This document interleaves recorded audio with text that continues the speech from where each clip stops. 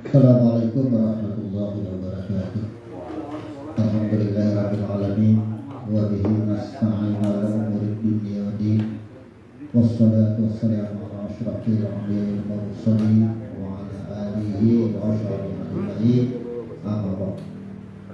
Rahimahullah.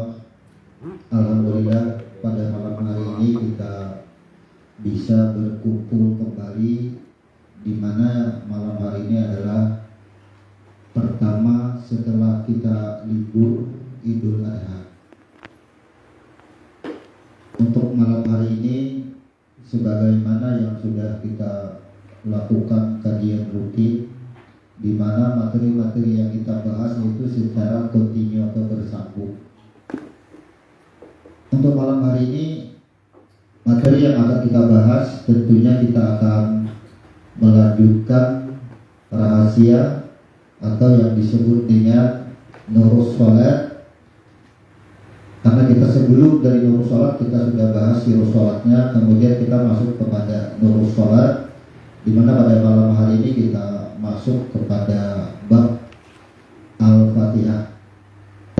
Yang disebut dengan Al-Fatihah ini kita akan bahas atau temukan hak-hak dan kewajiban di dalamnya.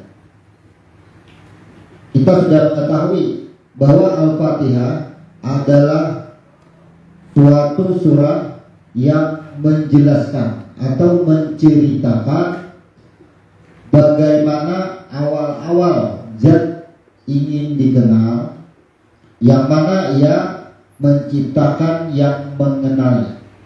Itu disebut dengan Al-Fatihah. Makanya Al-Fatihah diletakkan pada juz pertama dan diletakkan juga di dalam sholat. Itu adalah surah yang pertama dan diwajibkan dari setiap rakaat. Tidak bisa disebut sholat orang yang tidak membaca Al-Fatihah. Jadi ada apa di Al-Fatihah? Inilah secara seluruh sholat sudah kita bahas bahwa Al-Fatihah adalah menceritakan awal-awal kejadian diri kita. Maka orang yang sholat ia tidak mengenali susunan diri kita, tentulah ia tidak dianggap sholat.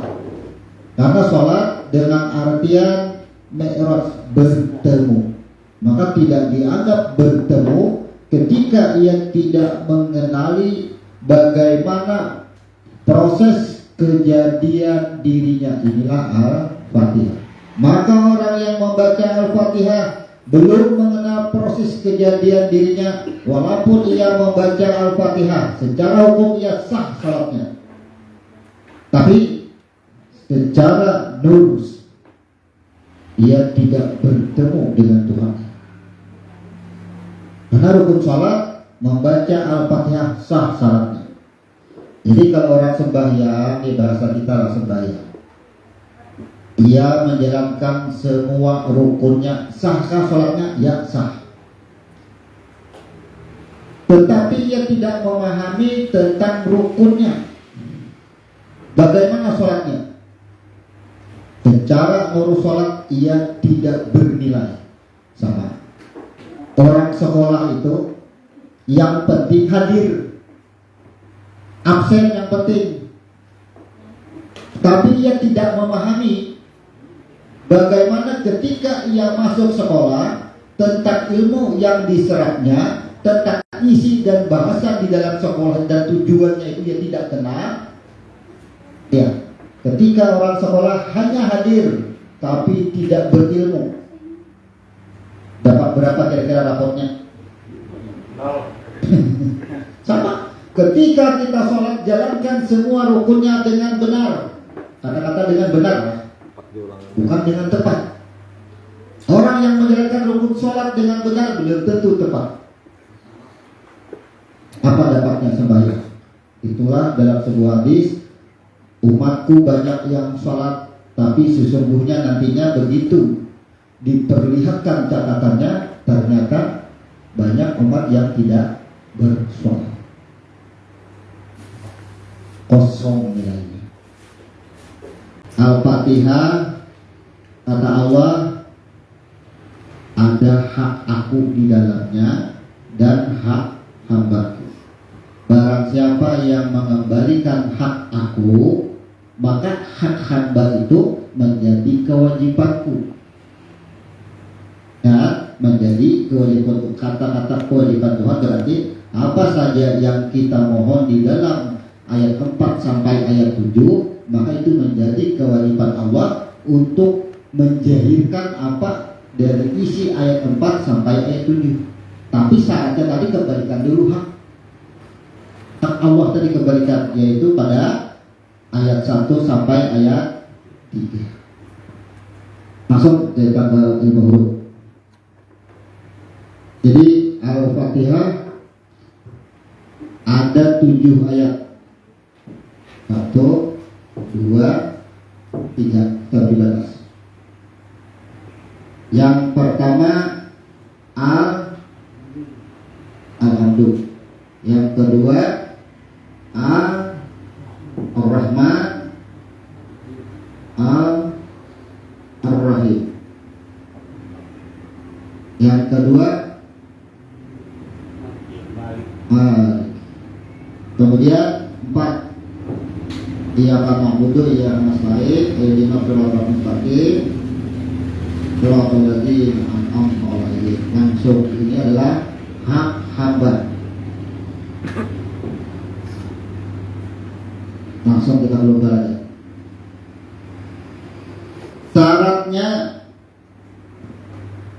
agar yang ayat 4 ini bisa dijahirkan, kita langsung bisa jahirkan. Jahirkan itu artinya dituruti Tuhan. Syaratnya budikan yang 3 ayat dulu.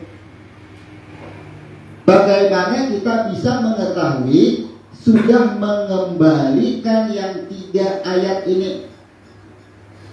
Bagaimana kita mengontrol bahwa kita kadang mengambil hak yang 3 ayat ini? Ini hak hamba. Hak hamba ini adalah kenikmatan, mendapatkan kenikmatan. Bagaimana kita bisa mendapatkan kenikmatan ini? Jadi ayat 4 sampai ayat 7 adalah satu aja kenikmatannya. Apa aja? Bertemu Tuhan nikmat, surga nikmat, semuanya adalah nikmat.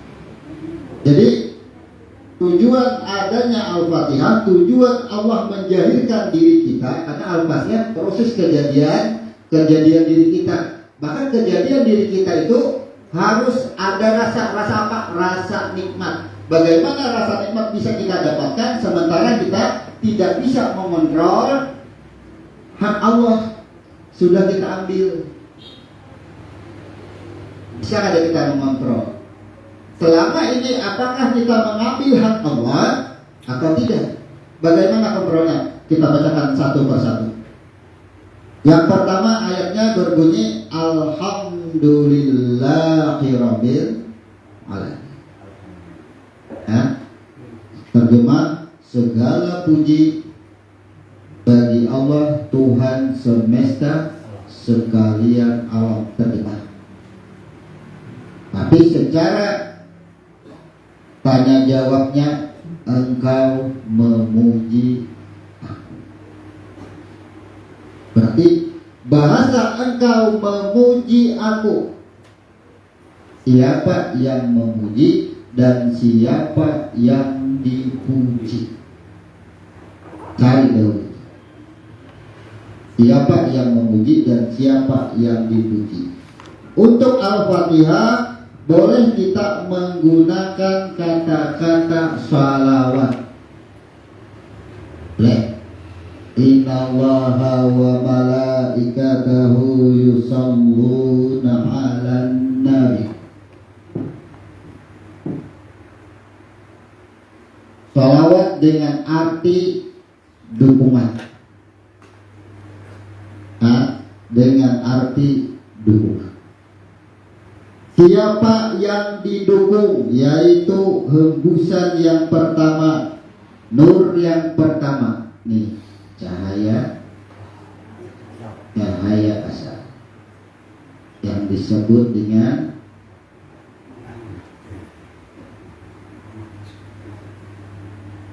Jadi yang didukung itu adalah cahaya yang asal. Bagaimana Allah mendukung? Kan soal sudah tahu ada sebenarnya kan dukungan. Siapa yang didukung? Yaitu cahaya yang asal. Jadi siapa yang mendukung? Tentunya yang menghembuskan cahaya. Maka lanjut kepada si ahad. Nah ini kalau kita mau ambil amsal, ambil misal, kalau kucing itu bakal lahir, suaranya yang keluar dua huruf.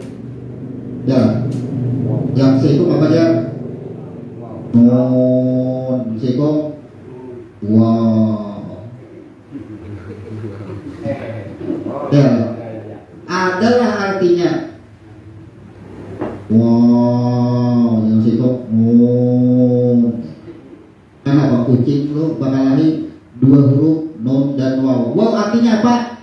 Wow artinya wahid, artinya esa, artinya ahad. Non artinya apa? Nih. Di mana bakal lahirnya? Ujian nang seikong, wow, nang seikong non. Ujian nang seikong, wow, aku ikam dua yang seikong. Itu sama. Kata-kata non itu menjelaskan aku, engkau dua. Itu masih kok wow siapa ikam non aku ikam dua sama itu kada bakal lahir kan. Jadi kucing itu ini ketemuan ini begitu sama. Oh sama kenapa lain bentuk menjelaskan. Makanya siapa yang mendukung berarti si A yang didukung kepada non. Ketika non didukung ia berbias yang disebut dengan Nur Muhammad dan menjadi alam semesta beserta isinya, muncullah alhamdulillah rabbil alamin. Muncul alhamdulillah. Siapa yang menyebut? Berarti nurnya juga. Ya. Siapa yang menyebut alhamdulillah nurnya juga adalah gugur kepada di bawah nur. Tidak ada gugur daripada di bawah nur. Sekarang jahirnya diri kita, kitalah yang terdengar dan terlihat membaca alhamdulillah. Terdengar dan terlihat kitalah yang sedang memuji. Ya, yang terlihat kita yang sedang memuji. Di mana kita yang sedang memuji, kita pecah hurufnya. Alif, alif lam. Kemudian ada ha. Ya, alhamdulillah. Alif lam kalimat ma'rifah yang meniadakan kalimat khabar atau kalimat isim atau kalimat kerja. Maka yang ditenggelamkan, yang dihilangkan adalah mim, mim dan dal. Yang terlihat memuji, yang terdengar memuji adalah huruf H. Langsung pada huruf H. H ini dengan arti hayat. Ini hayat.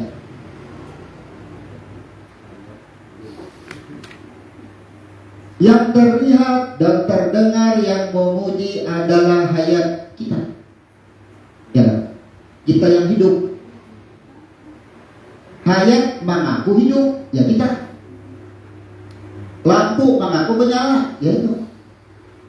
Sama, hayat mengaku hidup, padahal di dalam hayat hanyalah tanda adanya hayyun. Kita langsung ayat dulu, karena kita bicara nur. Sadari siapa yang sedang memuji dan mengatakan pujian, yang menyuguhkan pujian adalah hayat.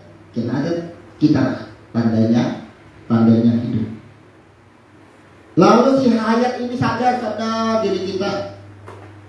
Ya, ujar muntung, ujar mata, ujar telinga. Aku ni banganga benar. Ujar mata, aku ni berbuka benar mata, berbuka benar. Ujar telinga, aku ni terupungnya benar. Sesungguhnya yang berkata, yang menyuguhkan pujian adalah jiwa. Nih huruf mim. Kamu sadar, kamu diri kita sadar. Selama ini siapa yang terdengar dan terlihat? Yang jahil merasa keakuan muncul. Nih jiwa kita sadar. Maka ketika jiwa kita sadar, berarti huruf mim inilah sudah kembali kepada huruf nun, bergulir sudah. Jadi begitu kita sadar, oh ternyata nih bahasa hak hayat tadi dengan kita yang merasa hidup sadar, anggap aja kita sadar. Berarti aku di batang tubuh luar ya mati. Ada bisa apa? Semuanya digerakkan oleh jiwa, oleh pikiran. Itu yang menggerakkan semua.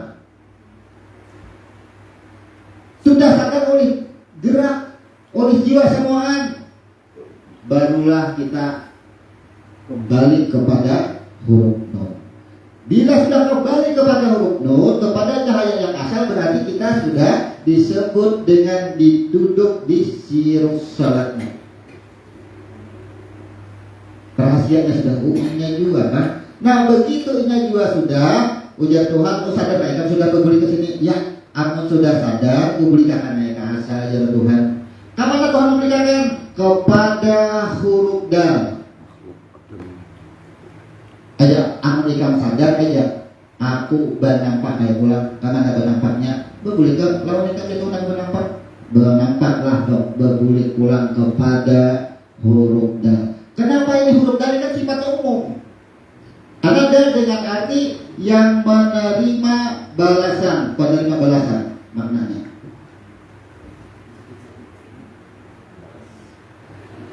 Jadi dal itu kedudukan huruf dal itu semua yang di bawah Nur Muhammad itu lambangnya huruf dal, pasti menerima balasan. Alam semesta menerima balasan, malaikat menerima balasan, jin menerima balasan, semuanya menerima balasan. Pohon, laut, semuanya akan menerima balasan. Itu huruf dal semua. Karena kita sudah menyadari tadi, ujar Tuhan, aku berguling, aku bernampak kepada seluruh ciptaanku. Huruf dal lagi. Karena kita membicarakan masalah diri kita, maka di dalam huruf dal kita penjelasan pulang. Ada siapa di dalam huruf dal? Ada lam dan mim. Di dalam huruf dal ada lam dan mim. Berguling kayak pulang. Makhlukkan diri kita dan kepada kejiwa kita adalah pas pada huruf mim. Akhirnya apa? Mim ha, mim dal. Mim juga menjadi peran. Di sini kita persingkat, berarti rumusnya alhamdulillahirabbil alamin. Sesuai orang menerjemah bahasa Quran, segala puji bagi Allah pemilik semesta sekalian alam. Kenapa? Karena sesungguhnya yang menyuguhkan pujian adalah kembali kepada dirinya dan untuk dirinya. Karena dirinya inilah yang diproses menjadi alam semesta beserta isinya. Sesuai bayarnya sudah itu. Ketika dibayar sesuai. Cuma kita karena membacakan hurufnya. Nah sekarang kontrol bagi kita. Ketika kita membaca alhamdulillahirabbil alamin, segala puji bagi Allah, pernahkah kita tak ambil hak Tuhan? Langsung kita bicara bahasa Tuhan. Ketika kita menerima pujian, ada rasa bangga, sedikit pun rasa bangga. Keimungan bahasa Banjar, sadarlah kita sudah mengambil hak Tuhan. Ya, rasa bangga. Mau langgar nyala aja, ngambil terapi lagi. Wah, saya kawan ini banyak nih duit sugih nih, langsung. Inilah yang disebut dengan mengambil hak Tuhan. Maka janji Allah, apabila engkau mengembalikan hak aku, maka ayat 4 sampai ayat 7 menjadi kewajibanku untuk apa saja yang engkau perlukan, adalah kewajibanku untuk menunaikannya. Innama amruhu iza arada saya ayyakula lahu kun fayakun. Barang siapa yang menyerahkan, au innama, sesungguhnya siapa saja yang menyerahkan segala urusannya, ya, maka ayyakula lahu kun fayakun. Nang mana yang diserahkan ini, nang tiga serahkan dulu. Kenapa? Karena ada bunyinya iza arada. Kata-kata iza arada nih yang tiga termasuk di dalam iza arada. Kalimat pujian dan memuji haknya ampunnya semuaan. Kenapa? Ketika si Ahad ingin dikenal, ia menghembuskan aku ingin dikenal. Kata-kata aku ingin dikenal itulah yang disebut dengan iradah. Aku ingin dikenal itu iradah. Kalau Allah tidak mengatakan aku ingin dikenal, tidak ada sifat iradah, kada ada diri kita. Berikan kehendak dulu, jangan kita yang berkehendak. Barang siapa yang mengembalikan iradahnya. Jadi kalau bahasa di surah Yasin tadi, innama amruhu iza arad. Jadi kata-kata di situ tidak membawa kalimat in. Di dalam iza arad itu tidak dibawa in karena kepastian. Namun di sebelumnya menggunakan innama amruhu. Barang siapa yang menyerahkan urusannya. Berarti itu dua kemungkinan. Kata-kata itu dua kemungkinan. Bisa kau menyerahkan, bisa kada.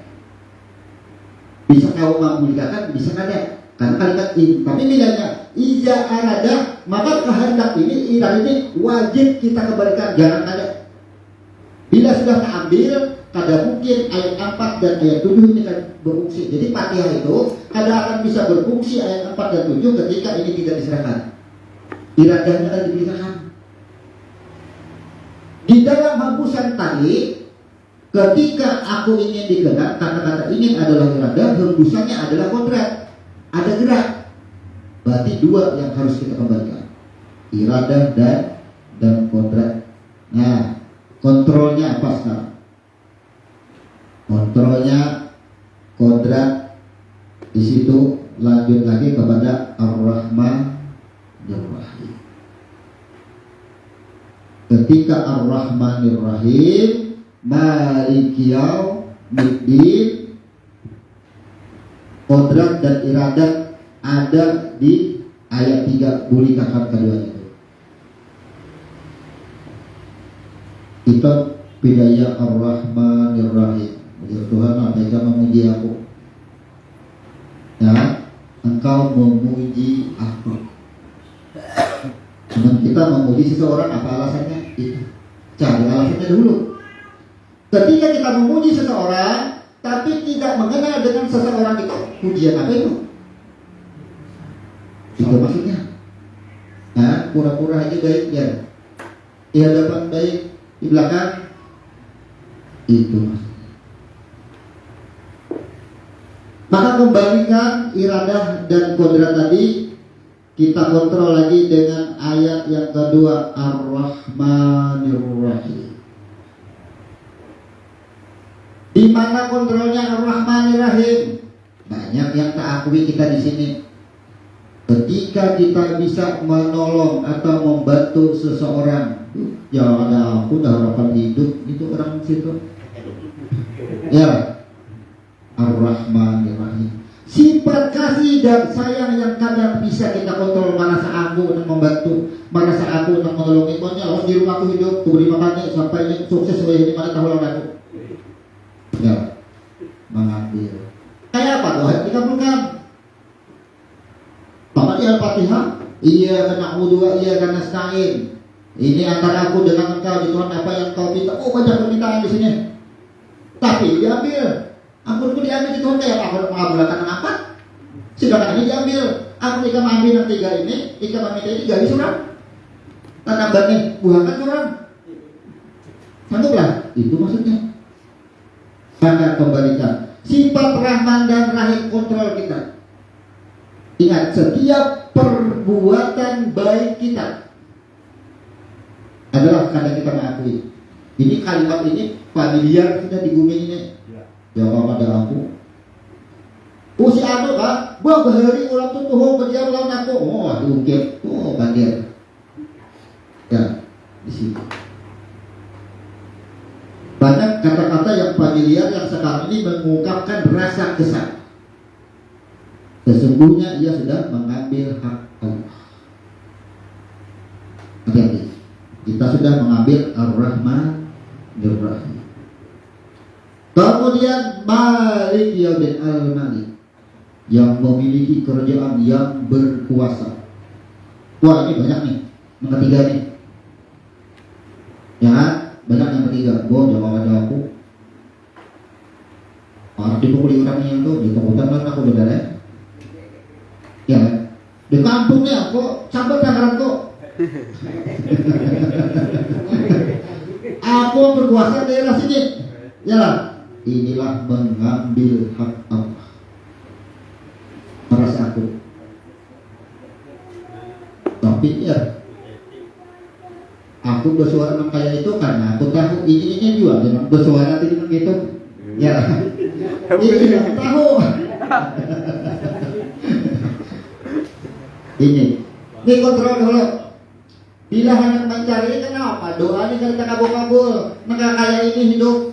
Wah, kayak ini kan hidupku terus. Kadang-kadang jawabannya cari mang 3 pasal dulu. Nih, kalian 3 pasal. Oh yang ini nggak diabu-abu sedikit. Kenal gitu. Kadang-kadang tabung sedikit nih nih. Al-Fatihah betul dari 1. Tak ambil. Maka jelas benar kaitannya. Innama amruhu iza arwah. Barang siapa nang mengembaliakan nang sudah kunjulung nang aku sifat iradahku tujar Tuhan aku buat di dalam rohku. Dari rohku itu tadi ku ulah batang tubuhnya, dari rohku tadi ku ulah napas baginya, ada sifat iradah di situ. Itu sudah kunjulung dipakainya dari tahu-tahu lagi yang punya Tuhan. Itu maksudnya kalau kita ilustrasikan dengan bahasa kita. Sadarlah kita. Ini kan kita boleh catat dahulu anak Fatihah jujur diisi. Pembalikan dulu itu. Kira-kira engkau mengamalkan 3 ayat nih kita. Di muka bumi ini kan ada lagi berdiri pengadilan, cari pelang nama pengadilan, ada lagi kepolisian, ada jual lagi. Siapa yang disita pertama? Tidak akan ada lagi. Karena masing-masing tidak merasa berkuasa. Tapi buktinya di zaman Nabi sudah ada kekuasaan. Ya. Kenapa? Karena Allah tahu tidak akan ada yang mampu 100% dengan sempurna menjalankan yang 3 ayat, mengembalikan yang 3 ayat. Pasti tak akui. Buktinya apa? Ketika roh dihembuskan yang pertama, mengata ini sudah mengakui. Aku yang itu. Kemudian persaksian yang kedua, Al-A'raf ayat 172. Ingatlah engkau di Tuhan.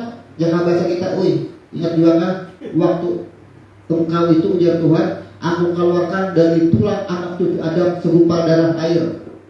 Ya, Al-A'raf ayat 172. Kemudian engkau itu ujar Tuhan, aku mintai persaksian. Dimintai persaksian. Maka itu Tuhan sudah bersaksi, menerima apa yang aku amanahkan, aku tugaskan, engkau terima ini juga. Sehingga jadilah engkau manusia sekarang. Kenapa lupa lagi? Itu bahasanya. Kalau kita ilustrasikan Al-A'raf ayat 172, pelanggaran juga kita di situ. Makanya tidak ada yang sempurna. Pengembaliannya itu jangan berhutang tadi bersisa masih. Berhutang 1.800 bayar 200 kali berilakan. Masih ada akui karena kawasan. Kanono berhutang 1.000 bayar 1.200, berlebihan bayarnya. Nah mana nanti julung airnya. Adalah manusia yang berhutang sama Tuhan kulitnya berlebihan banyak. Matang-matang tahu asal usul diri, mengaku jadi Tuhan. Itu hanya berlebihan. Riba. Berlebihan bayarnya sama itu. Maka syarat untuk nih, ingat dari 3 ayat, yang pertama kita ringkas, jangan pernah merasa berbangga akan pujian. Satu. Yang kedua, Ar-Rahmanir Rahim. Kebiasaannya ini itu muncul pada saat kita berbuat baik, ya, itu muncul, akan terakui di situ. Tapi bisa juga yang melakukan kada merasa. Buktinya apa? Aja minat aku tuh sayang bener lawan bininya, anakku sayang bener, menuduh minantunya dan sayang dengan anaknya. Berarti dia mengakui kada mengenal siapa Ar-Rahman Ar-Rahim. Banyak kalimat-kalimat kita yang tidak disadari telah tak akui. Kemudian Malik Al-Malik, berkuasa, memiliki kerajaan, merasa berpengaruh, merasa hebat. Kebiasaannya hati nih. Ini pejabat kan biasanya lah. Apalagi gue pistol izin sudah, panjang dari kabupaten pistol dia. Terakui kekuasaan. Ini yang sering terakui kayak banyak kabur. Tapi aku aja sambayang seumuran kakaknya, kada belajar makanya ini, sugihai aja. Kabulai terus aku, ya lah. Kabulai itu aku ingat. Harus kita menunjukkan dasar ini. Kita menunjukkan. Ketika ketiganya ini diakui oleh hambanya, kan Tuhan sudah mempersilahkannya nih. Diperingati Tuhan, itu ampunku lah ya Tuhan. Alhamdulillah ampunku. Ar-Rahmanir Rahim ampunku. Al-Malik ampunku. Tapi ikan datang ambil, diambil. Apakah nanti kamu Tuhan? Aku habiskan kujulung semua kenikmatan kami. Disugihakan oleh Tuhan. Ku habiskan. Ikan hendak berkuasa, aku jadikan kau penguasa di muka bumi. Nang tangguh kada ada lagi yang menandingi ikan kekuasaan ikan. Ya. Tapi apa? Di akhir hidup ini di mana kekuasaannya? Di sana lah ya kan. Habiskan ada lagi nikmat kekuasaannya, habis nikmatnya. Jangan pada karena ini syarat. Orang tertipu dengan jahil. Kada usah bicara masalah pengajian pembahasan Al-Fatihah. Kembali aja kepada orang yang non muslim aja sekali banyak orang masukin tahu kan ada di Fatihah. Kenapa sedih? Karena orang-orang yang melupakan Tuhan itu orang-orang yang sudah menagih janji Tuhan dengan kenikmatan dunia. Allah berikan semua. Barang siapa yang ingin kenikmatan dunia, aku dulu ya Tuhan. Ingat kehadiran orang aku kata kamu dulu. Karena apa? Ar-Rahman Ar-Rahim. Sifat kasih sayang Tuhan itu kepada yang diulah. Itu maksudnya jangan berbangga kita. Kalau di dalam hukum ini disebut dengan istidrak. Dalam hukum ada akibat. Kemudian lanjut ke ayat 4. Ini kan cara kontrol kita bagaimana kita mengembalikan hak Allah. Ayat 4, iyyaka na'budu wa iyyaka nasta'in. Bahasa langsung ke seriusnya. Ini kita berdoa aja Tuhan. Disesuaikan dengan bahasa kita supaya kita mudah. Kita berdoalah antara aku dengan Engkau. Apa yang Engkau pinta. Maka di sini menunjukkan iyyaka na'budu wa iyyaka nasta'in. Ini menunjukkan kepada privasi atau pribadi. Kepada Ampus.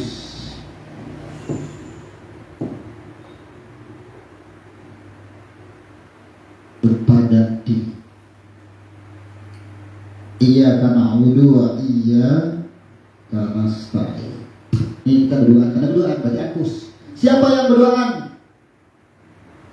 Maka kembalilah langsung kepada hembusan yang pertama. Itu berdoa.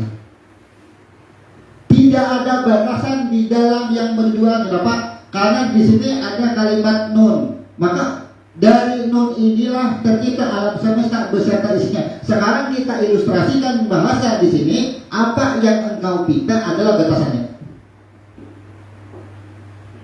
Jangan berbatas. Ketika iya anak dua, iya karena nasta'in, aku hendak rumah, ingat sebatas rumah. Sedangkan di sini sifatnya adalah menyeluruh. Tidak pemakaian. Jangan berbatas. Apa itu anak apa minta? Aku hendak rumah. Pas pilih rumah Tuhan, yang sudah rumah isinya pulang Tuhan, ya gitu dah. Nah makanya tadi itu tadi rumah aja. Jadi di sini ayat 4 adalah menerangkan karena ada kalimat antus.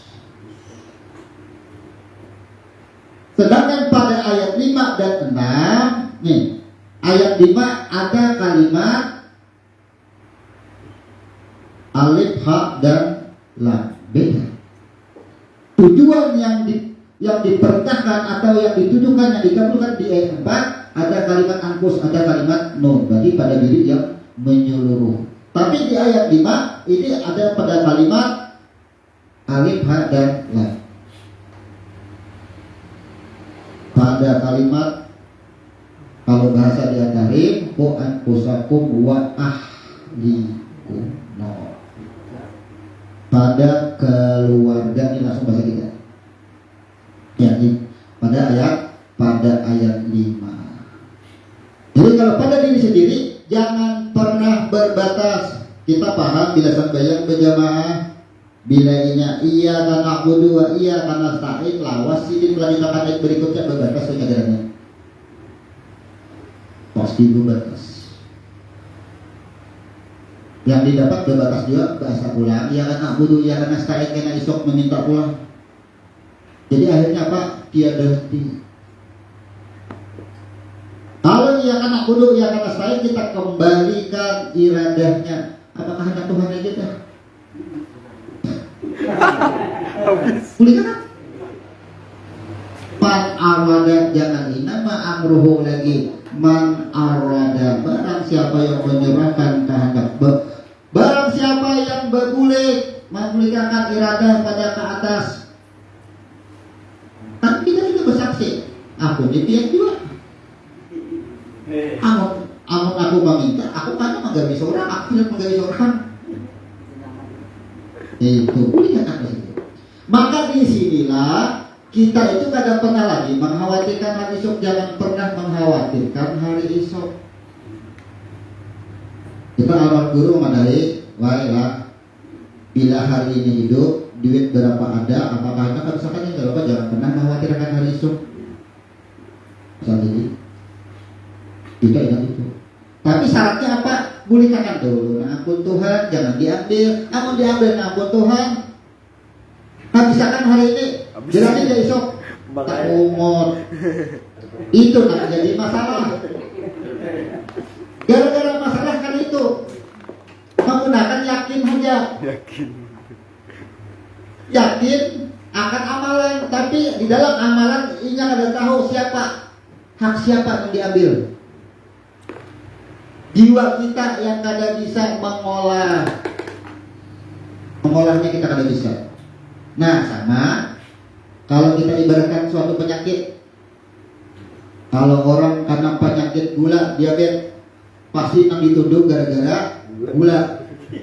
Ya, padahal tubuh kita kada bisa mengolah menjadi karbohidrat. Sama. Ketika jiwa kita kada mampu menerima apa yang kita lihat, kita dengar, kita perbuat, akan timbul masalah. Coba duduk di warung santai saja, orang berdua berpandiran saja. Pas apa yang dipandir, menganak lawan diri seorang, merasa tersinggung. Lalu berdiri, wow menampar. Ya, jiwa kita kada mampu apa yang kita dengar, kita olah. Perhatikan dahulu. Ini yang disebut timbul lah masalah. Masalah itu harusnya ada. Kenapa ada jiwa kita yang pada mampu mengolah? Nih huruf mim tadi, kata akuan terus. Barang aku diam, Wah, berbangga dengan pujian, kadang mampu jiwa kita mengolahnya. Apa yang kita dengar tadi. Jadi apa masalahnya? Tak ambil hak Tuhan. Mengambil hak Tuhan pulang itu. Ternyata semua kuncinya ada pada jiwa. Kenapa kita sebut jiwa di sini? Karena kata-kata Ankus, kata-kata nur, kembali kepada nur yang asli. Jadi untuk ayat 4 penggunaannya, kalau dahulu kita belajar di ahkam dan di siru sholat, di ma'rifatu sholat, kita menerangkan ketika kita sebut iya karena na'budu wa iya karena nasta'in, apakah anak rumah sebut rumah? Dahulu kan ma'rifat isi. Kalau sekarang apa? Ada ini bicara kepada nur, perlukah sekarang kita rumah? Kalau sudah berada di nurnya, perlukah kita rumah? Dan ampun ulah kita, dan tahu keperluan kita, itu namanya adalah rumah. Kalau kita berada di rumah, mikir akan isinya pulang. Tapi kalau yang ampunnya tahu dengan diri kita, ini mau ulangan rumah, lawan bahannya, lawan alat rumahnya, selisih perabotnya disiapkan. Kenapa? Karena ibadahnya sudah kita kembalikan ke asal.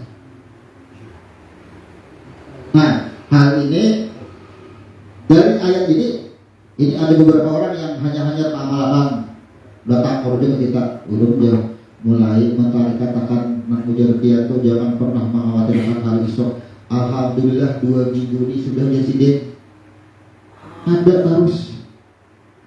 Ada tahukan lagi dia sekian, kalau sekian belum bisa kan udah pada bicara esok lagi. Di sini ternyata hanya ada bangun guring. Ada pulang orang mengiyak, ada pulang orang mengiyak. 2 minggu sudah mengamalkan. Ada yang berani sudah memperhatikan ke situ. Tapi hati-hati, sedikit keakuan ada, aku jangan mengamalkan dasar pakai juga ya besoknya. Banyak keakuan.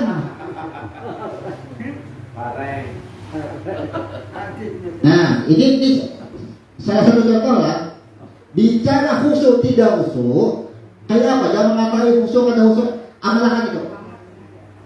Adakah keakuan atau ada di dalam diri? Coba, aku kada pernah mengkhawatirkan hari esok. Apa masalah hari ini? Jangan pernah khawatirkan hari esok. Al-Quran sudah menjelaskan itu. Orang yang tidak pernah mengkhawatirkan dengan diri mereka sendiri. Aulia, wali, ya lah. Kada tahu apa akan jadi wali. Minimal amalannya kepada derajat kewalian. Jangan jadi wali aja. Latihan. Hendak mengontrol khusyuk kasih bahyang kadang.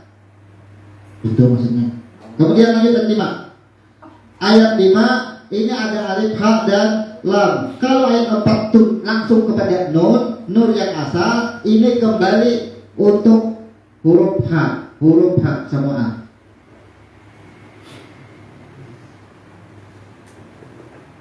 Berarti huruf ha di sini siapa? Hayat. Berarti ayat 4-nya adalah hayatnya. Ayat 5 adalah hayatnya. Makanya kalau wa ahlikum itu maksudnya. Sekarang nih, iya karena budu wa iya karena nasta'in, jangan pernah batasi itu. Kemudian ihdinas siratal mustaqim. Kata-kata tunjukilah kami jalan yang lurus itu. Hati-hati. Jangan langsung kepada anak bini. Bila langsung ditujukan kepada anak bini, pasti tak ungut isok. Kenapa? Mendoakan mudahan dapat 100 nakai kena sekolah. Pas sekali dapat 100, pasti tak ungut. Kenapa? Karena tadi langsung ditimbang itu. Di sini wa ahlikum. Keluarga nun. Siapa keluarga nun? Siapa keluarga? Keluarga nun adalah huruf lam. Di mana ada huruf lam, maka lam ini adalah susunan daripada batang tubuh kita seutuhnya. Disebut lam susunan. Ada kulit, ada daging, ada darah, ada tulang. Itu susunannya disebut dengan makhluk. Maka siapa? Tunjukilah kami jalan yang lurus, peruntukanlah. Untuk apa? Untuk yang 5 waktu. Kembali lagi situ. Yauma yasdurun nas asqatan liyura a'malahum fama ya'mal misqala dzarratin khairan yara wa ma ya'mal misqala dzarratin syarran yara. Ayat 5, tunjukilah kepada 5 kelompok keluarga nafas siapa? Yang pertama keluarga nafas yang disebut dengan zuhur. Apa keluarganya? Takkan ingat. Ayo. 2 telapak tangan dan 2 telapak kaki. Nah, 2 telapak tangan, 2 telapak kaki. Nih yang pertama. Tunjukilah jalan yang lurus kepada 2 telapak tangan dan 2 telapak kaki. Telapak tangan dulu diatur. Telapak tangan ini kalau mengangkat takbir menunjukkan pertemuan kita dengan Tuhan. Siapa yang bertemu? Telapak tangan menunjukkan siapa asal usul diri kita, bahan baku kita siapa? Itu alat daripada nurnya. 2 telapak kaki menunjukkan adalah bahan baku yang diproses menjadi batang tubuh. Apa? Tanah. Batis jangan sasat bila berjajah di tanah bayinya. Punya tanah kok batis. Kenapa telapak batis selalu kontak dengan tanah? Karena itu asalnya supaya ini sebagai pengingat. Jadi diri kita ini kada pernah lupa kapan aja berjalan. Selama masih memijak tanah, itulah asal kita. Telapak tangan kemana aja? Bertamu yang jauh-jauh, sama pada daripada nurnya kita sama aja. Ada yang mana? Jangan kada ingat itu. Tunjukilah kami jalan yang lurus. Kada menggunakan telapak tangan menampar kada kakaruan, begawi dengan tangan melangkah kemana kaki kita. Tunjukilah kami jalan yang lurus. Kenapa? Karena nih yauma yasdurun nas ini kan dibangkitkan secara berkelompok. Tangan diambil disusun, batis diambil disusun. Inilah yang dimaksud dengan di dalam surah Idzan. Allah akan menampakkan perbuatan baik dan buruk. Ini kata itu. Wama yama misqala dzarratin syarran. Ditampakkan juga perbuatan buruknya, kita bayangkan juga perbuatan baiknya. Nah, tanganlah nih perbuatan baiknya kayak ini perbuatan buruk. Aku nampakkan aja, kayaknya sudah di situ. Itu maksudnya. Kemudian tunjukilah kami jalan yang lurus kepada yang disebut dengan asar. Apa? 2 mata kaki. 2 mata kaki. Selama hidup apa? Durhaka dengan orang tua. Ditunjukkan. Kita orang Tuhan, ya Allah tunjukilah kami jalan yang lurus. Tapi kita tidak mengerti ini apa maksudnya asar di 2 mata kaki. Kayak apa? Anak kabul Al-Fatihah. Ada mau kabul kayak apa aja? Bila kabul istirahat aja lagi. Membuat mudarat semuanya. Kemudian tunjukilah kami jalan yang lurus kepada 3 lubang. Hidung dan mulut 3 lubang. Makanya 3 rakaat.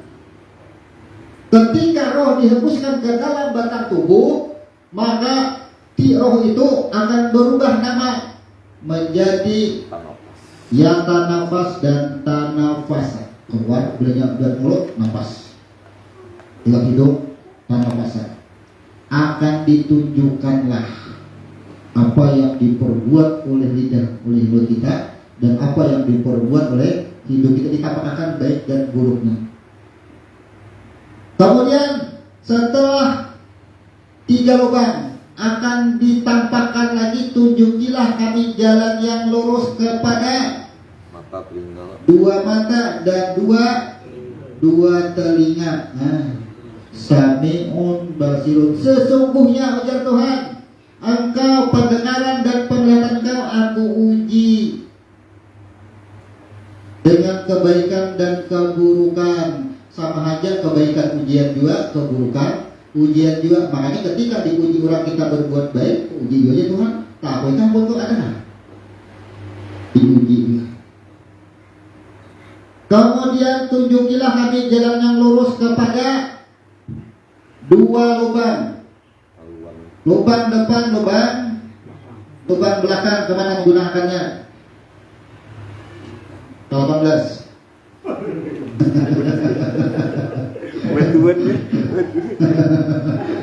Ayo, pada pernikahan. Itu maksudnya diperlihatkanlah.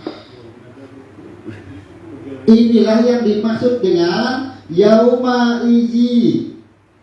Sesungguhnya manusia aku bangkitkan dari kematiannya. Nih, kelompok 2 tangan dan kaki mati. Kesadarinya siapa tangan siapa kaki sampai semuanya sadar. Jadi yang dimaksud ini mati semuanya akan diperlihatkan. Nah, ketika muncul pertanyaan, ketika orang mati dimasukkan ke liang lahat, seluruh ulama mengatakan bahwa roh akan dimasukkan lagi ke batang tubuh. Kenapa? Ia hidup lagi. Oh, di sini muncul pemikiran, amun kayak itu bila diketak-ketak kayaknya orang ini kita tinggalkan di belakang, berbeda kita tabung hidup. Ya, tabungnya datang ke orang itu. Karena kehidupan dunia dan kehidupan alam barzah sudah beda. Sedangkan roh ketika kita mati, ia kembali. Tapi ketika dia meninggal dimasukkan ke dalam liang lahat, roh dimasukkan ke dalam batang tubuh, tidak dimasukkan sebagaimana Allah menghidupkan yang pertama. Seandainya dimasukkan roh sebagaimana Allah menghidupkan yang pertama, tentunya malaikat kalah dengan manusia. Manusia lebih akal. Kan? Kemana semalam ujar? Kau berdusta masih? Ya lah, sembahyang juga semalam. Udah sembahyang tuh si anu saksinya kamu nih kan, diputarnya bukan? Amun roh dimasukkan ke dalam batang tubuh sebagaimana Allah menghidupkan manusia yang pertama. Tapi roh itu dimasukkan kepada nih yang 5 tempat ini, inilah yang bersaksi. Ini yang diajak. Itulah. Kenapa? Karena roh itu dihembuskan kepada segumpal darah. Ukurannya. Ya kan? Masih segumpal darah Allah hembuskan roh. Berarti roh mengalir di dalam segumpal darah dan menjadi batang tubuh. Sekarang orang mati itu ada darahnya lagi. Ada awal lagi roh mengalir, tapi diletakkan Tuhan lah kepada 5 tempat sesuai. Yauma yasdun nas, kepada diri. Diri mana nih? Diri yang 5. Inilah yang di sini yang mencatat dan menjawab sendiri. Kata kau lagi, ujar tangan, aku yang mengambil barangnya gara-gara berarti siapa? Malah kasih itu nih tangan dan kaki.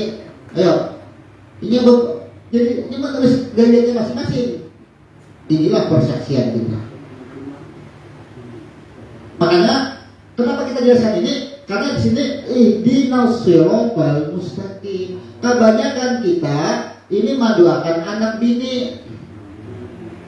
Pemintaakan anak bini dahulu. Buka Quran di tafsirnya. Banyak di dalam tafsir menjelaskan Qurankus itu adalah selamatkan dulu diri sendiri, barulah kita keluar daripada anfus. Agar keluar dari diri sendiri. Nah, lanjut ayat 6 dan ini kepada muslimin umum, sudah sifatnya muslimin, menyeluruh diri yang kembali. Siapapun ujar Tuhan nang cagar bulik lawan aku, nang pinadu dengan dirinya, ia berhak diberikan kenikmatan. Berhak muslimin. Ini maksudnya, makanya ketika sesudah ayat 5, sesudah ini syiratal mustaqim, lanjut ayat 6 syiratal ladzina an'amta 'alaihim ghairil maghdubi 'alaihim waladdallin. Imam di sini membaca kesempitannya seorang rawi firli walidayya. Ingat jelasnya imam. Kesempitannya seorang dia. Padahal ayat 6 dan 7 ditujukan kepada muslimin, bukan kepada kalimat alif, ha dan lam. Jadi tunjukkanlah di dalam setiap surah Al-Fatihah itu sesuai wadahnya. Ini wadahnya, artinya ayat apa, inggirnya apa, wadahnya apa. Misalnya ini bentuknya kuku kan dibuat di kopi, pantas lah. Dapatlah nikmatnya kopi sampai diminum, hilang nikmatnya rasa gigi. Kain wadah, kopinya banyak banana dituangin kuah. Apa rasanya? Sama. Ketika dia apa, wadahnya apa, isi sesuai wadahnya. Ketika ayat 5 tujuannya apa, itulah sesuai pada tempatnya. Makanya orang sholat banyak mengerjakan secara benar belum tentu tepat. Inilah yang disebut kita mengembalikan hak Allah seperberapa? Sepertiga. Dengar yang di sepertiga. Tubuh kita kesemuanya sepertiga ampun Tuhan. Hari 7 hari sepertiga ampun Tuhan juga. Waktu 24 jam sepertiganya ampun Tuhan. Inilah makna daripada di sepertiga malam Allah turun ke langit dunia. Jangan dibayangkan turun hadir kayak orang datang membakal. Kenapa? Karena waktu sepertiga itu adalah hak Allah. Kalau kita berada di pada hak Allah, apa yang terjadi? Apa yang terjadi kira-kira? Kita berada di jamnya di hak Allah itu tadi sama. Ketika kita mengabadikan hak Allah, apa yang terjadi? Kita sudah berserah diri pada waktu itu. Kalau kita di Al-Fatihah 7 ayat ini, kita kembalikan 3 ayat, kita berada di sini. Itu wujud berserah. Kalau sudah berserah diri, apa yang akan terjadi dengan diri kita? Inilah ayat 4 dan ayat 5. Jiwa kita lebih nikmat. Kenikmatan yang benar-benar nikmat ini. Maka wasabi kunasabi ulaika al-muqarrabun fi jannatin. Orang-orang yang lebih dahulu mengembalikan lebih dulu dekat dengan Allah. Apa alasannya? Surga. Fi jannatin na'im, orang menghadiahkan surga. Kenapa? Fi jannatin na'im. Makanya itu disebut dengan kenikmatan yang hakiki. Dapat kita di situ. Kalau dikembalikan. Jadi kalau hendak tarekat Fatihah, kembalikan belajar, kita mengontrol diri, mengembalikan yang 3 ayat dahulu. Karena kalau lagi kita merasa aku terus, walaupun tanda tangan, walaupun kita berpuasa dimanapun, jadi kepala apapun, karena kalau lagi kita hati-hati dulu tak akui.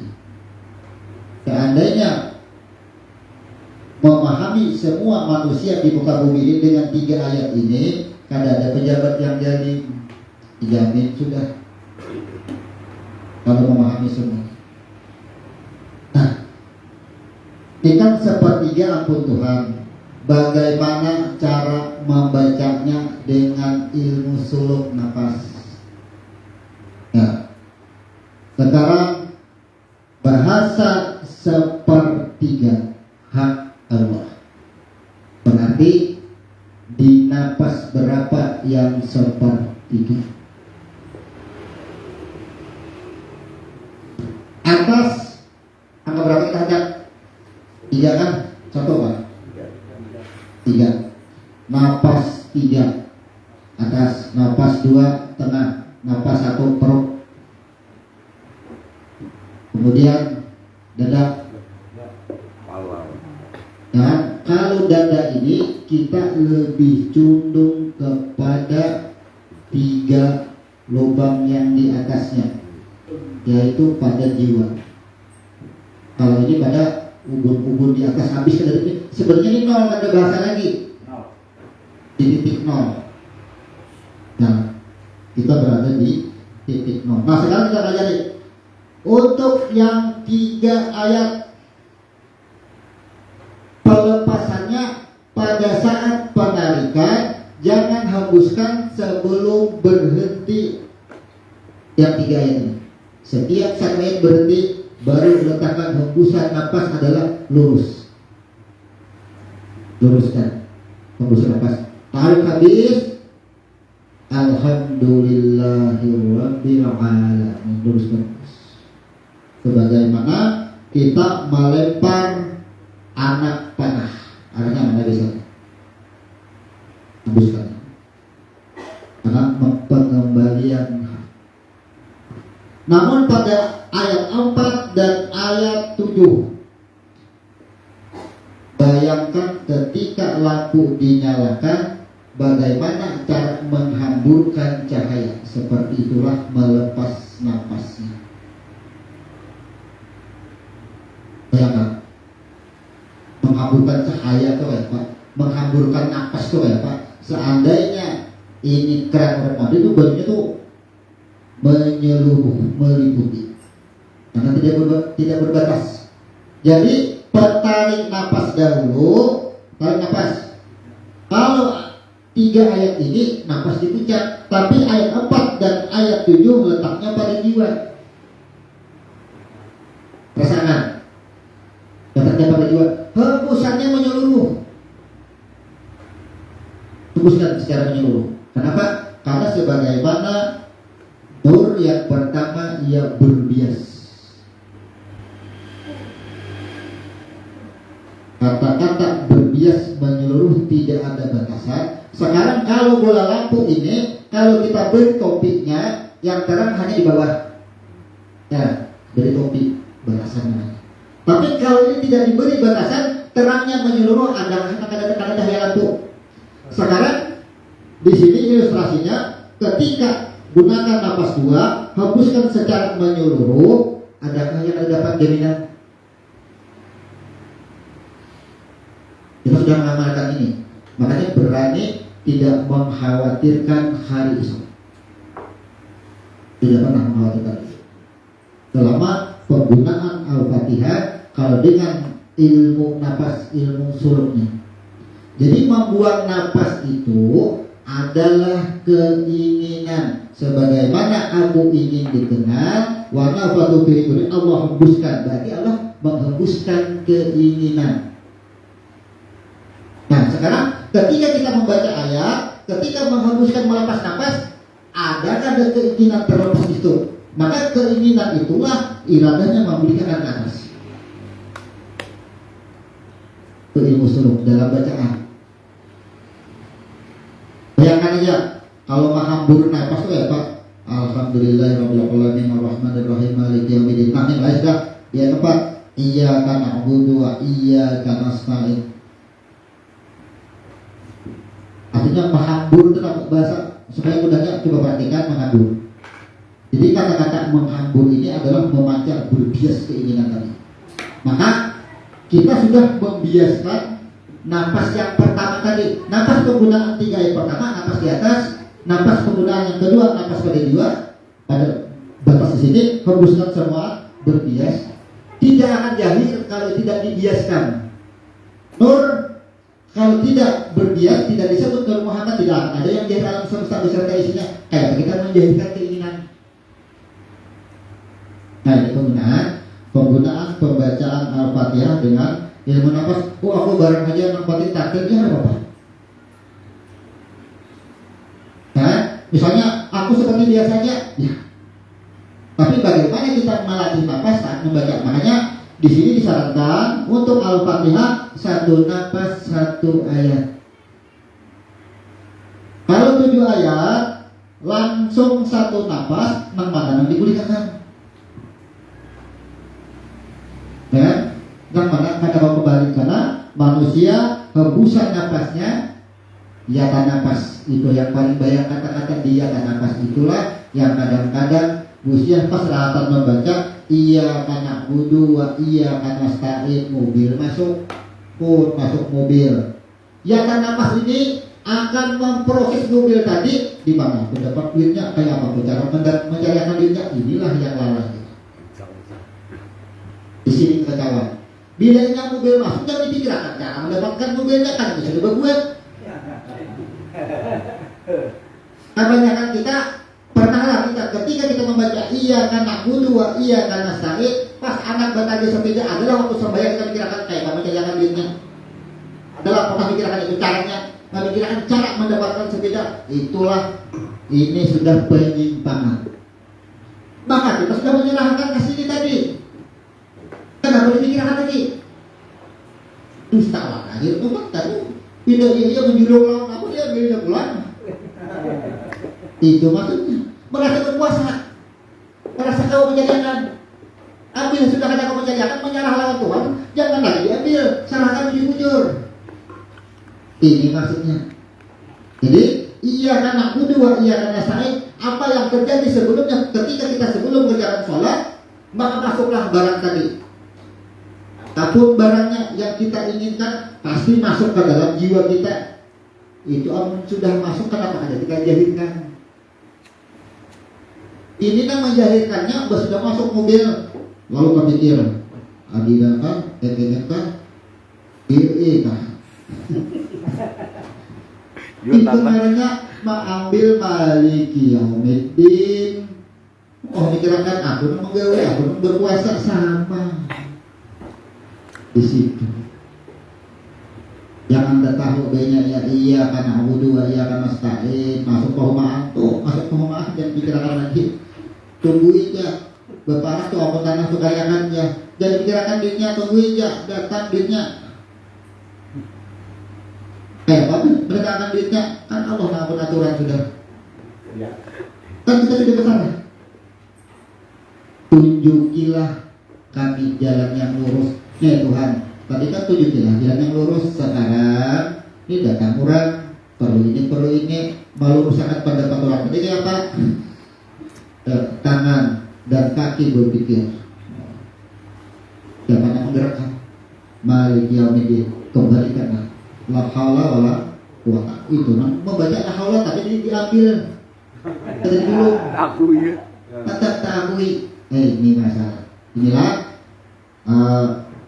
uraian Al-Fatihah secara ilmu huruf yang kita sebut nurus sholat di mana sesungguhnya dan siapa sesungguhnya yang berkehendak. Ingat di sana tadi kita sebutkan bukan kalimat in tapi iza aradat itu kepastian.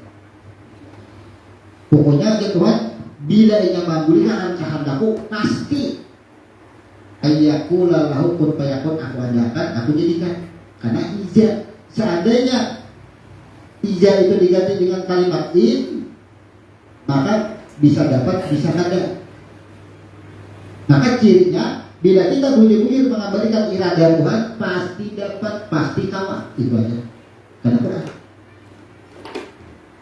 jadi tidak itu yang pertama tadi syaratnya ingat jangan langsung kepada anak bini dahulu. Ingat, apapun yang dikeluh kesahkan keluarga dan anak bini tugas daripada yang 5 tempat. Tugas tangan kita, tugas kaki kita, tugas jiwa kita, semuanya sudah. Jadi kata-kata ahli, anak bini sudah masuk ke dalam tanda-tanda kehidupan di 5 anggota kita. Masuk makan situ mana? Napas kita sudah menyeluruh, sudah menyebar. Jangan takutan lagi. Coba duduk di nur bujur-bujur. Jadi di kata sembahyang ini ada orang sembahyang benar gerakan dan bacaannya ya. Ada salah? Ya akan menjalani hisab. Karena masih ada keakuan dia lah. Ada yang berperasaan pakai perasaan hati ada. Tapi ada yang uji-uji Allah bukan bilah lagi, karena kembali kepada nurnya inilah nurus sholat sesuai tingkatan niat. Jadi kontrolnya tadi coba dikontrol dulu. Kadang-kadang mengontrol khusyuk pada khusyuknya. Apakah hendak? Berikan hendak yang diakui. Hendak mobil jangan diakui. Aku hendak aku pada hendaknya jangan diakui. Berikan atur. Sesuai tidak? Tuhan, aku hendak mobil. Ini misal, ini mobil. Nah, ini mobil. Sekarang kita berniat aku hendak mobil. Mobil ini kita antar dahulu ke atas. Ya, antar dulu ke atas laporan dulu. Aku hendak mobil Tuhan, ada mobil di sini. Ujar Tuhan ampunnya ini sesuai catatanku. Hendak mobil, aku pada pernah menghendakkan ikan memiliki mobil. Ya, itu maksudnya catatanku ujar Tuhan. Ketika Nur Muhammad mencipta mengajarkan alam semesta ini, pena sudah mencatat tidak ada mobil pada diri engkau. Nah, gitu. Jadi bilanya gagal, maka akan ada mobil kurang ke atas ini. Terakhir. Dapat inventaris. Itu artinya memberikan kehendaknya. Tuhan itu kada boleh kehendak mobil. Justru itu Tuhan menyuruh bernyakit kehendak sini permohonan, tapi permohonannya diantar. Jangan diusahakan sauran, diusahakan sauran itu tak apa. Salahkan sauran. Nah, bernyakit kehendak julung ke sini, tungguin ya.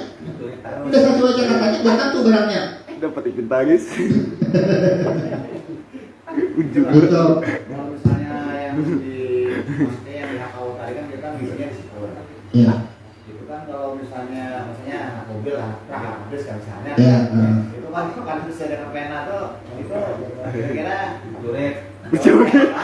Diskualifikasi adalah. Sekarang ini Allah itu kan ketika dia berwujud, kita lah wujudnya. Nah, wujud ini wujud Tuhan lah, wujudnya. Anggap aja kita wujud kebenaran, anggap aja kita ilustrasikan wujud. Wujud itu wujud Tuhan asalnya tiga juga asalnya cuma aku bersih jadilah engkau sekarang. Nah, sekarang anak ikan lihat wajar saja dia Tuhan, tapi aku bersih jadi. Nah, pulang, ayo berdirikan dulu. Jangan bersih anak tadi, pas ada hujan anak kalau aja berdirikan dulu mandi. Wah, mandi hujan. Disuruh juga maksudnya memberikan apa tapi kita ini sih kok udah dia makan bos kuno di sini kadernya apa ibu hujan mandi kader bersih sama ketika wujud ini dibebaskan itu apakah hendak ini astagi aku penuhi sama permintaan di sini tertipu hendak mobil banyak penghargaan pendusta Tuhan aku hendak mobil ada aja dapat jalan ya Tuhan apapun kehendak engkau masuk aku kabulkan. Kata-kata apapun kehendak, ingat. Bila kehendak tadi tak aku yang berkehendak itu maka dia menjadi.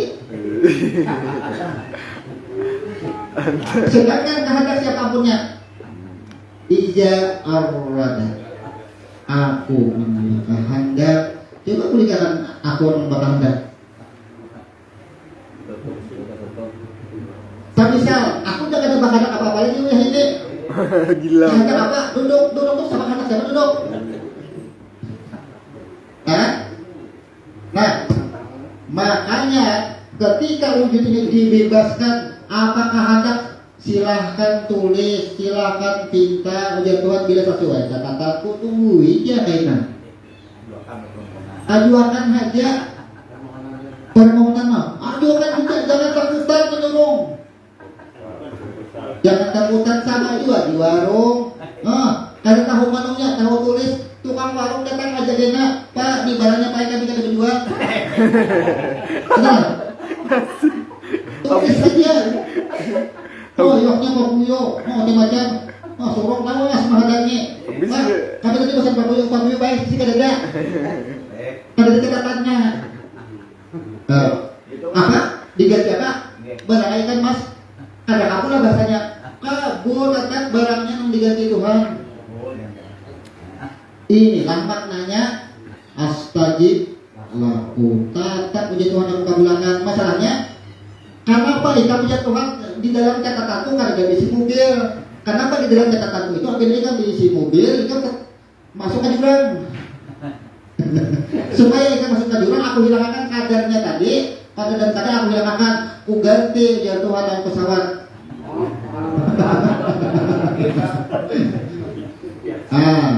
Itu cara Tuhan. Jangan takutan, aduh apa saja. Itu maksudnya. Makanya kita ini kalau ngajukan banyak kata kawa, waktunya pendek. Iya karena kudu, iya karena stain, mobil, truk, bis semua. Sawat orang buka makmum menjadi imam.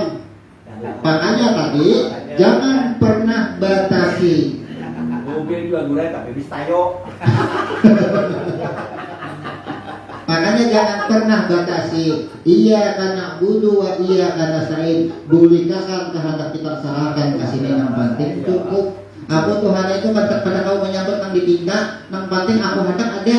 Iya. Itu misalnya ini kan sumpama. Ya.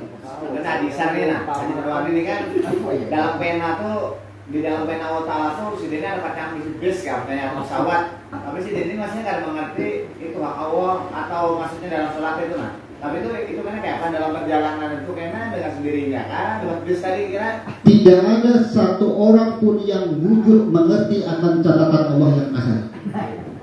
Tidak akan ada. Ia akan memahami ketika ia sudah menjalani. Tidak ada yang tahu berdahulu. Malaikat tidak tahu juga. Apalagi kita. Malaikat tidak tahu juga malaikat. Atau disimpan di lauh mahfuz di berkas yang terkunci yang tertutup. Kada tahu. Malaikat itu tahu apa? Nah kita ke ibadah si anu gagal sudah ditulis malaikat gagal. Ujar malaikat si anu tuh dalam catatanku iya nggak minta mobil malaikat cuma nyulung aja dan murahkan aja catatannya. Tukang murahkan malaikat. Jadi malaikat itu apa bedanya dengan kilometer? Ini mencatat aja berapa nih? Ini 5 watt berapa pemakaiannya? Itu 100 bro. Tukang catat saja ingat karena merugikan ini aku terhapus sampai ke kanan. Mencatat malaikat itu tukang catat. Nah disinilah kenapa tadi kita munculkan penjelasan sini dengan memulai dengan sebuah ayat innallaha wa malaikatahu yusholluna 'alan nabi. Maka syaratnya semua kehendak tadi kita harus bersalawat. Apa salawat? Salawat dengan arti dukungan. Apa yang didukung? Siapa yang didukung? Ketika kita berada di dalam aturan Tuhan 114 surah, berarti kita berada di dalam salawat. Kita mengerjakan apapun tidak keluar daripada yang 114 surah. Ada larangan, ada perintah, tidak keluar dari situ bersalawat. Tapi kalau kita melanggar daripada yang 114 surah, satu ayat itu dilanggar, kita tidak bersalawat. Itu maksudnya kan karena mendukung. Allah membuat 114 surah supaya kita ikuti. Ternyata satu surah atau satu ayat kita langgar, gitu kan sudah berkurang sudah. Itu maksudnya. Jadi 114 surah itu Jakai Yahuda ya pedoman cara pemakaian, cara menjalankan, cara menggas. Itu kita di luar aturan itu kada akan bisa. Selawat yang utama diperintahkan kepada nur cahaya yang asal. Makanya setelah nur cahaya yang asal ada hurba. Jangan keluar dari persaksian engkau ya Tuhan. Karena engkau sudah aku minta persaksian. Keluarlah 114 surah. Jangan keluarlah pada situ ya Tuhan. Selama dari situ engkau berselawat. Tinggalnya selawat dia. Dan dia nanti berselawat sudah.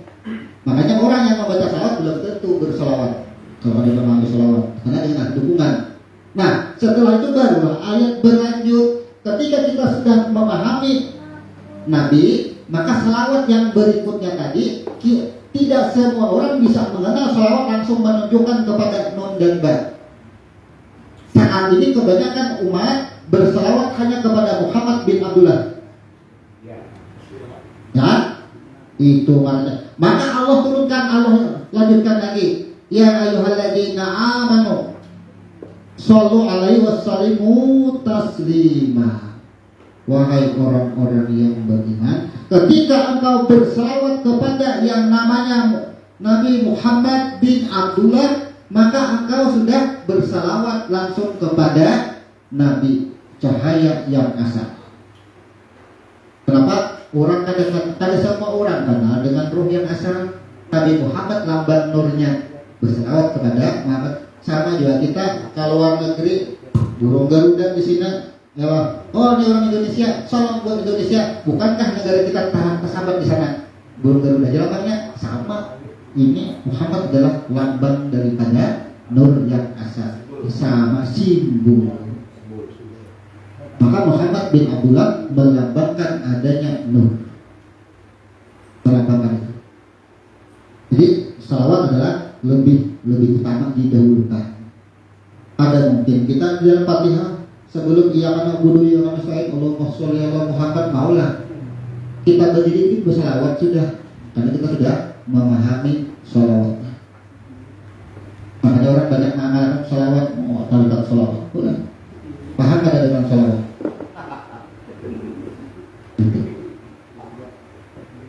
Terkonek, maka kajian ini kita tutup. Subhanallahumma wa bihamdika asyhadu an la ilaha illa anta astaghfiruka wa atubu ilaik. Assalamualaikum warahmatullahi wabarakatuh. Silakan.